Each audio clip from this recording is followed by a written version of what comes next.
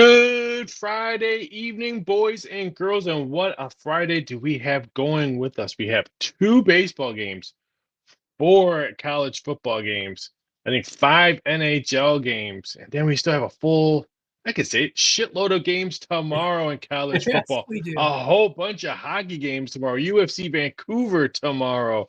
Well, we might have a baseball game tomorrow if the Dodgers bring out the broom. So it should be interesting. But welcome back to another episode of Betting Outside the Box. I am Raphael Esparza. The guy next to me is Detroit Lenny, or I like to call him Degenerate Lenny, but he has a C on his hat today. What is the C? Oh, I'm sorry. Degenerate Lenny has a C because it's now Cash Lenny, because that's what he's been doing Ash, yeah, all, that's fair. all The other week D, long. it could have The been other, called he's Dollar Lenny. Is what I went by like in the early '90s as a rap group. But anyways, the so it's C, Cash Lenny today. Cash Lenny. My kid got me the hat. I told him I'd wear it, so here I Well, you am. gotta tell the you have to Third tell the baseman, coach. you have to tell the audience what the C stands for. Some of these people don't know what it stands for. It's Centennial. It's my son's high school, so he's a junior, halfway through his junior year. So I've waited 2.5 years for this hat. So I'm gonna wear the hell out of it too. And they're the Bulldogs, so I think it looks good like this. I look like a dad. Like if I had some New Balance on and I was walking briskly, like at a mall walk speed, you would know what I'm doing. You would know I'm a dad. I feel like My twin brother's oldest one's getting ready to select his hat on Monday at high school. He's a huge volleyball recruit, and he's either putting on a BYU hat, or I can't think of the other hats. It's in Illinois. It's a big Illinois volleyball school. So he's at national tryouts right now for the nationals for volleyball. They keep on telling me he's probably 6'6" now, and they keep on telling my brother and his wife that he's still got baby parts. I mean, they think he's going to grow 2 or 3 more inches. The baby giraffe. That's what I call our youngest son. He's in 8th grade right now, and he's being recruited. I didn't even think this was a thing by private schools in Vegas, like high schools so go to private school and high school, get a free scholarship, play ball for us. And, but he can't run.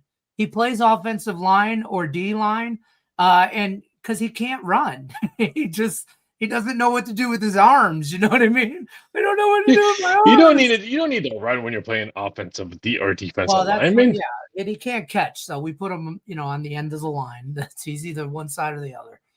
Well, speaking of catching, we had a really, really interesting game last night in Thursday Night Football. I woke up in a great mood because yesterday was Old Men Can Still Play. We had two 40-year-olds throwing a rock all over the football field, and we had Mad Max on the pitching mound throwing like he was in his. He was never coming off that mound either. He was going to 20s and 30s. I mean, so I felt good when I woke up this morning. I'm like, I think I'm gonna exercise. These old men rocked it last night. I can do that. Right. But what did you think of last night's game? It made me feel old watching Joe Flacco because I'm 52 and he's 10 years younger than me, 12 years younger, and he's doing that. And I'm like, wow, Lenny, you really missed the boat on some things. Not that I'm athletic or ever have been in any way, shape, or form, but I would like to think that I would. I kind of, whatever. I did not wake up ready to go this morning. I wake up and, I took my Advil like an adult so my joints don't hurt.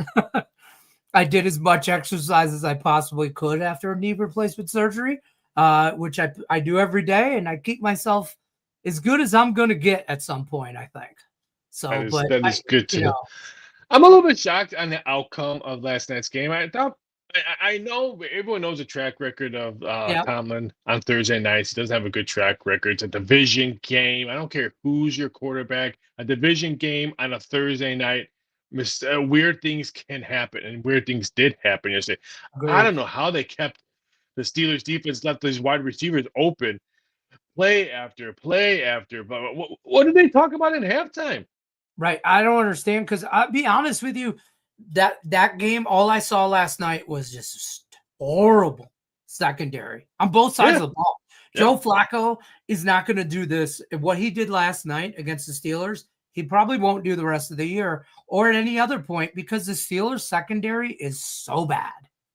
This is so bad. And flip-flop, the other side of that, the Bengals secondary is very bad.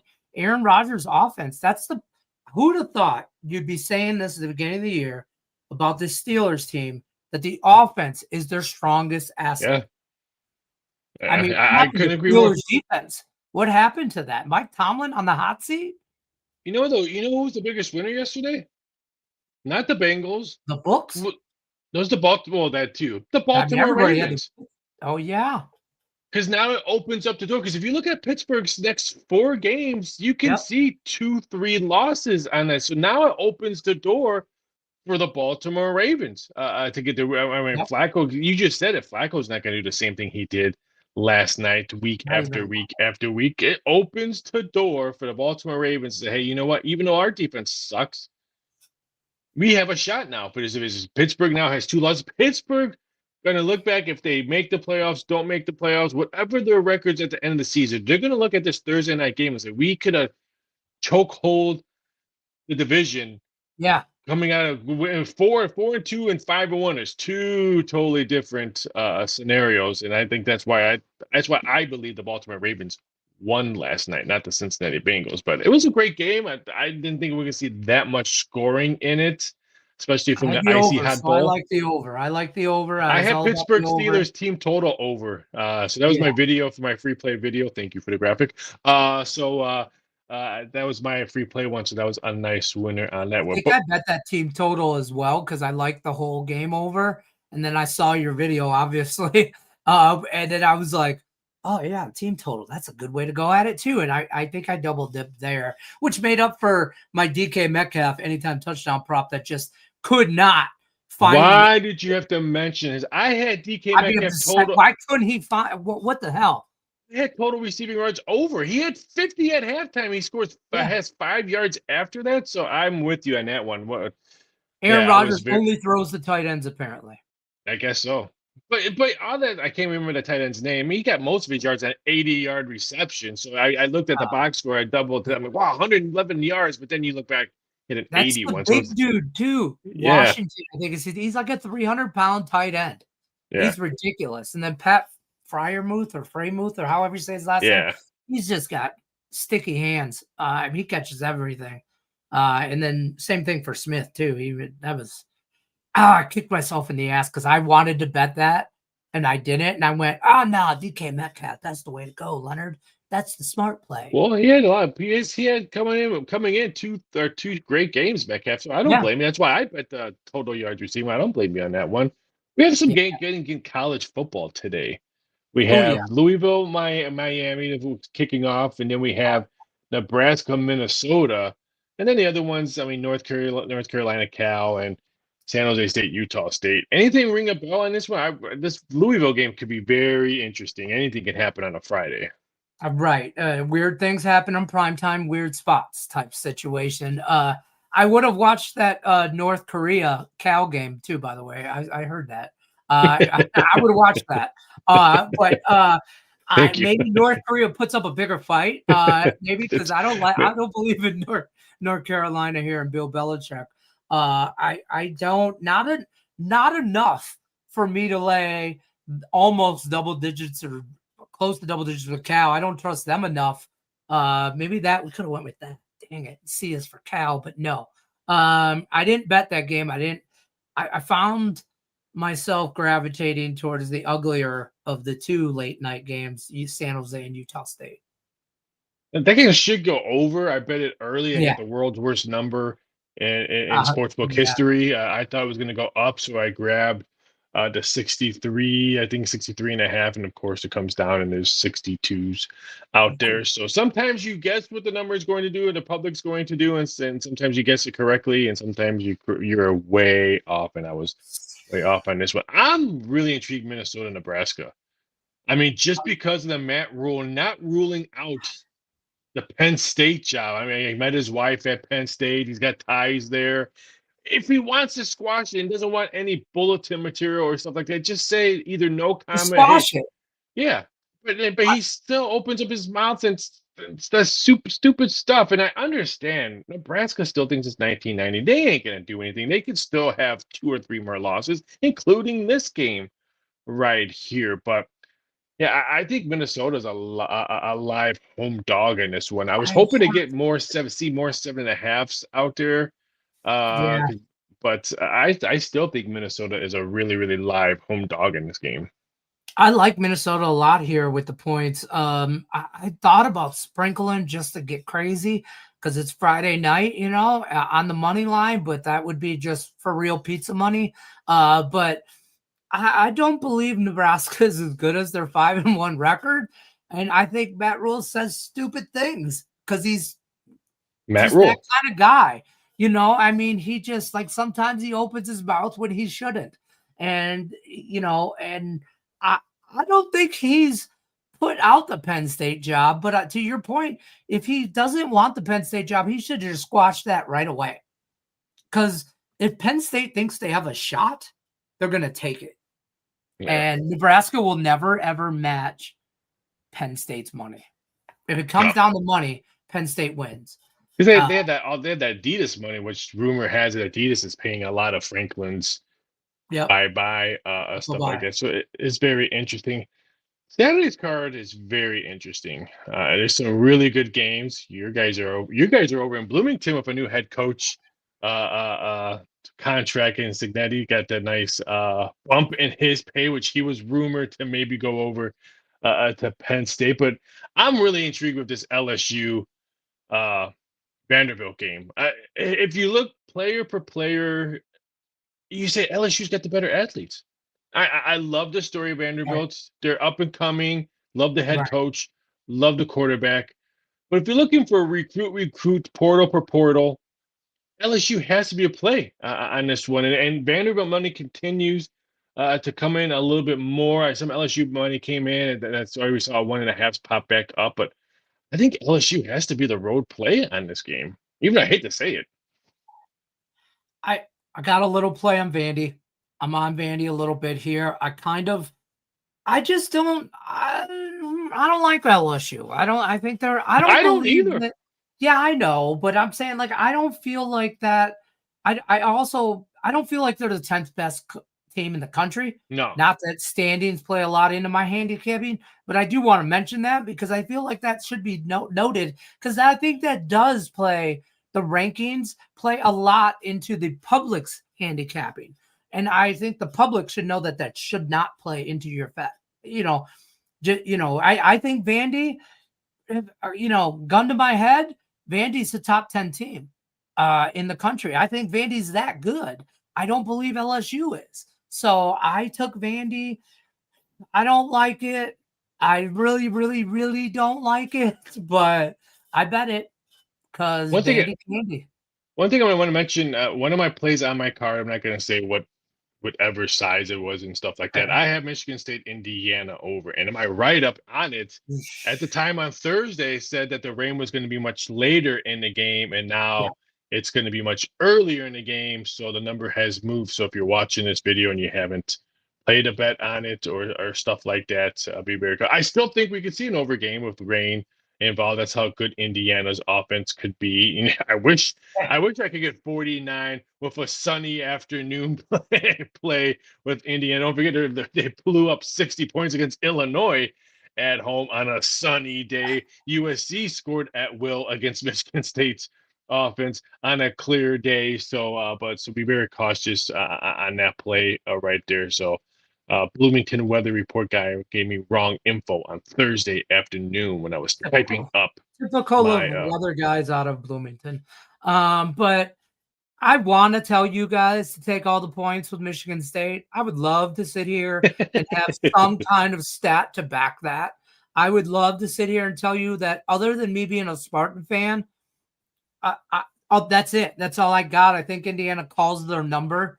If they choose to lay off of it because of weather, maybe you get some kind of cover that way because of weather, backdoor kind of cover. But I don't see Michigan State being competitive in this at all. I'm hoping Michigan State is courting James Franklin. I don't think that's the case, but you can have not even a little bit dreams. They got said Dodgers sweep today. He says Dodgers go 4-0. I kind of agree with you on that one. And I cannot believe that the Dodgers could be probably minus 260 around there. If they sweep, and this series that we're watching right now on TV, if you're watching it, I am watching it right now, goes 6, 7 games. They're going to have the winner of this has home field advantage, and the Dodgers could still be minus 260 because their bullpens. You get 10 days of rest for Snell, who should have pitched a complete game.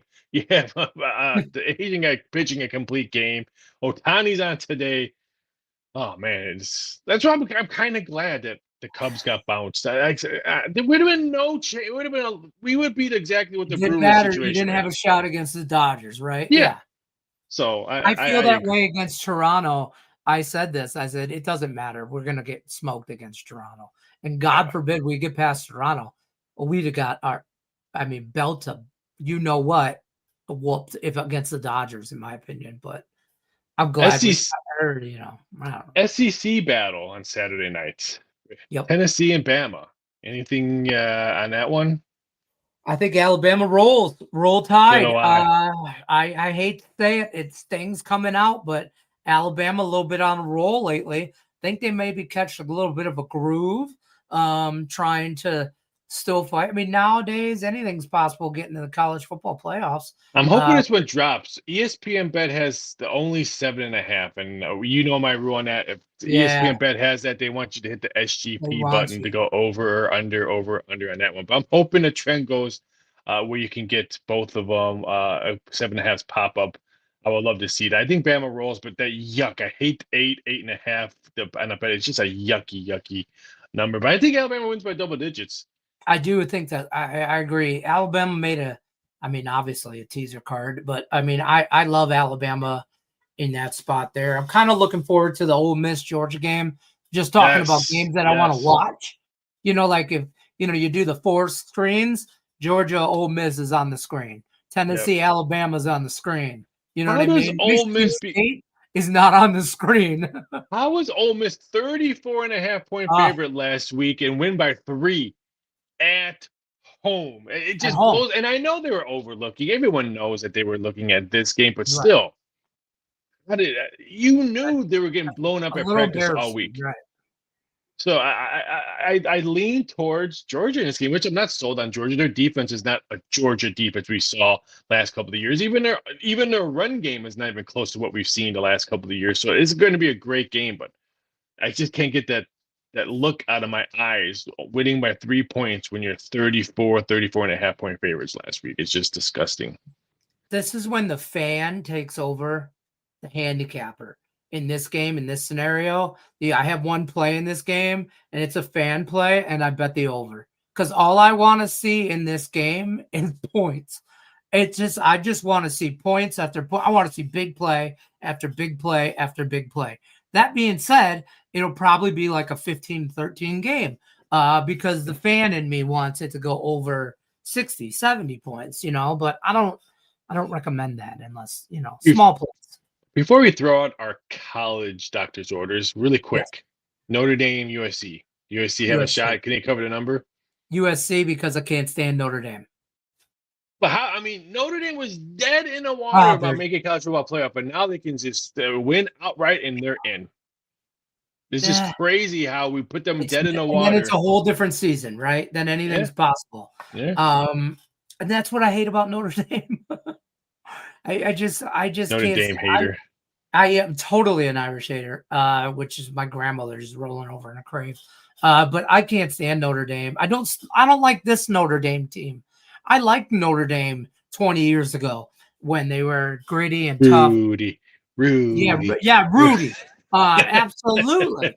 But this Notre Dame team, it's like stuck in that weird transition between it's not 2025 football, but it's not 1990 football. It's like this weird team. I don't like Notre Dame. I don't make money on them. Now that you say you don't like that, and we were talking about Notre Dame, which is kind of it is a religious school. Let's throw in the doctor's orders because it's all tied in together. Why not?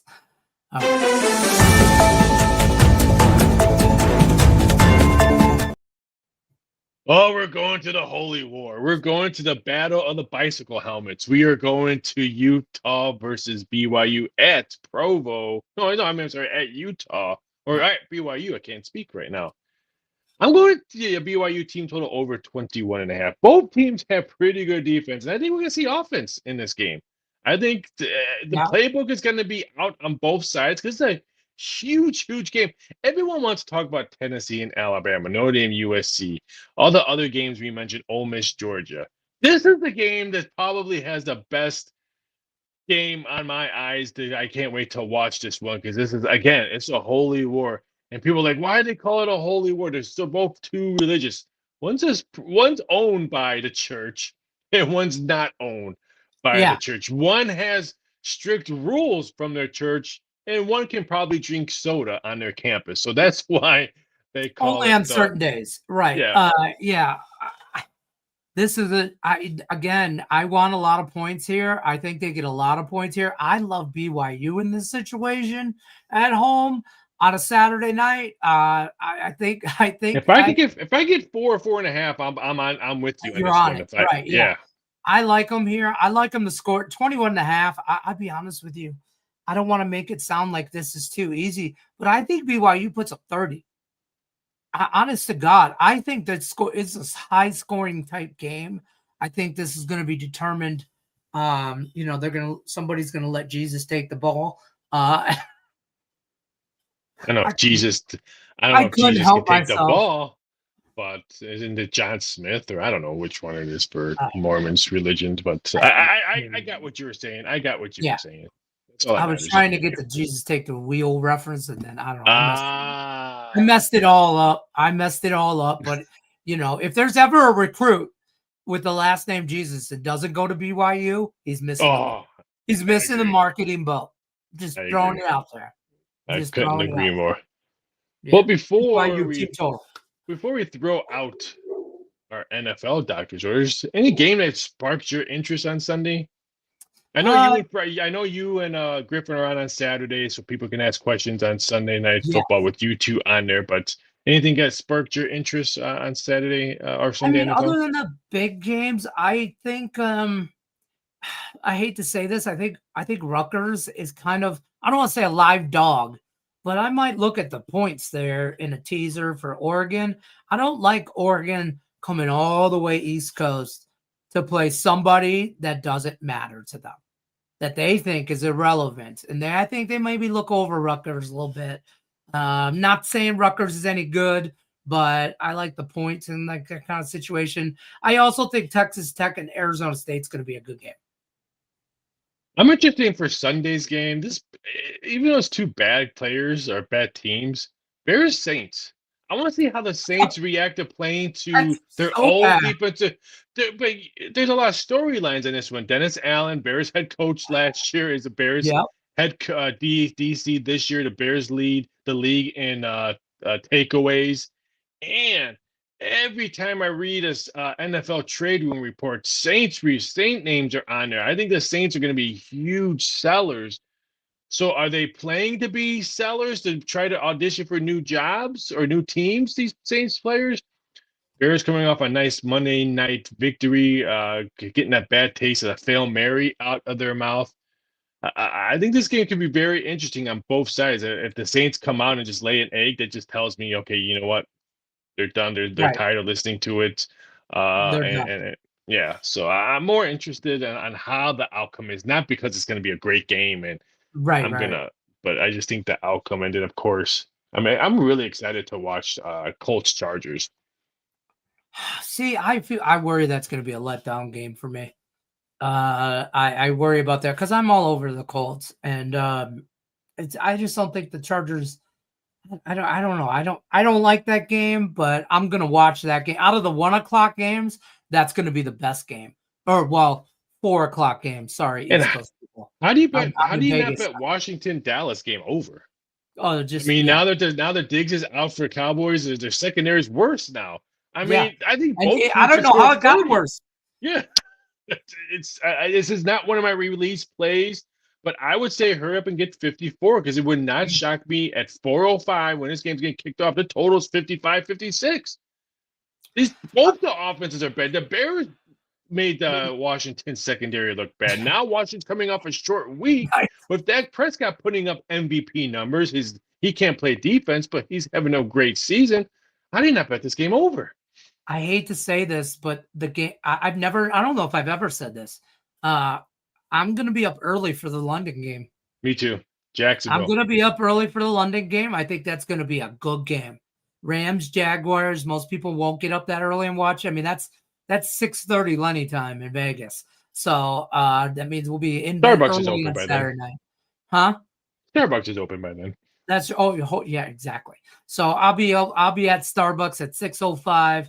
I'll be watching that game at 6:30. I think that's going to be a really good game. But I mean, why even bother with football on Sunday? We all know the marquee matchup of the week, and I know I say this every week, but for real, extra important for real is the Lions and the Tampa Bay Buccaneers. That's just good TV. If Tampa Bay goes to your backyard and win, I don't want to hear Patrick Mahomes is the betting favorite for the MVP. I don't want to hear he's the better quarterback. Because then, if Baker goes into your back, I'm not saying it's going to happen.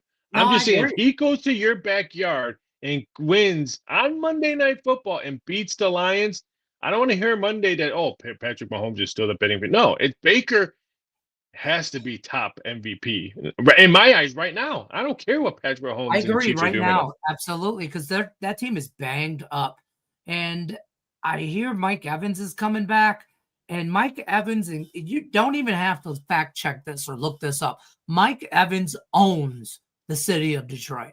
I'm telling you right now, that dude just puts up numbers on a Lions all the time, and a Lions secondary. We're signing guys off practice squads. I mean, we are thin as thin gets, and then you miss Brian Branch with serving a one-game suspension. I mean, what do you do? Why is he suspended for? Because he gave Juju everything that the NFL and everybody else wanted to give Juju and the Chiefs. A slap in the mouth. Just one good time. Doesn't mean they're not good. But yeah, I approve that Brian Branch message. Well, on that note, let's throw out the NFL's doctor's orders.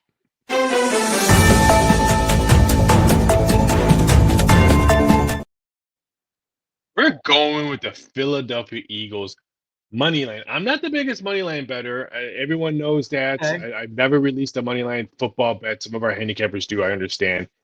But I don't understand why some of the shops have -1 or -1.5 right now in this game. Give the ball to Barkley and you'll win the game. Plain and simple. I don't understand. Yeah, I don't understand why. Minnesota's still playing with quarterbacks that shouldn't be in the NFL anymore. They're banged up as well. Their offense is not the same. Give the ball to Saquon and you'll win the game. Plain and simple. So I would say if you can get 1.5, just take the money line. I think it's going to be a close game, but I like the Philadelphia Eagles on a money line. I kind of like the under in that game too. Yes, yes. As maybe a correlated type situation. I agree. Yeah, because I think the Eagles do know that they have to run the ball, and then run the ball, you're going to control the clock. And then the Vikings, I don't know what they are. I don't know what they are, what they're doing, what their game plan is, or who they want to be. But the Eagles want to control the clock.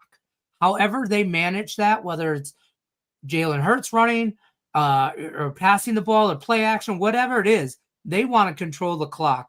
And that's money line for me right here in the Eagles. And I don't like anything under 2. I'm money line in the NFL. Yeah. Oh, I agree. I couldn't agree more on that one. The 2.5, stuff like that, whatever. But I don't want the 1.5. I don't want to give them 1.5. On the flip side of that, I'm not taking 1.5 either. It's either money line or nothing when it's under 2 for me. Well, there you go. We have the Eagles money line as our NFL. We have BYU team total over as our college football. But before we get out of here and you guys can start your weekend, what can they get over at Doc Sports right now? Don't forget, you can get a free $60 account. New customers sign up at docsports.com/free60. There's a link in the description of the video. You can click on that, take you right over to the website. Get free $60 parked into your account. Use on any handicapper you want. day pass, week pass, month, season. You do you, Pikachu. Maybe grab Raphael's premium pack this weekend. What do you got on deck for the weekend? I have a nice football pack. I think I have 3 plays in college, 2 in the NFL, 7 on college, 6 in the NFL. Starting off hockey really well right now. Still cruising along in baseball. So that one's going up. UFC Vancouver also this weekend. So it's, me, it's full slate of stuff.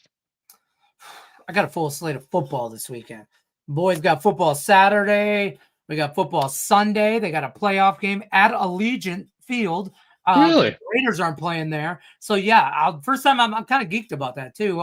First time I'll ever be at Allegiant, and I'll be on the field. The first time I went there, it wasn't a football game. I saw boxing there. Saw boxing and wrestling there. I haven't seen a football Not game one there. football I've game. seen boxing and wrestling there. I heard it's beautiful. It's a nice place. I mean, I'll be trying to do a video. Look for that on the Ducks YouTube page. I'm gonna try and do a Sunday morning. Look at that! Look at you. Early game, so we got to be there early. I think like 9 o'clock. So. Well, thank you for everyone watching. Don't forget to check us out next Friday at same bat time, same bat channel at 6:30 Eastern Standard Time. You guys all have a fantastic Friday night, fantastic weekend. Be safe, cash big, and please don't bet what you don't have. Boom.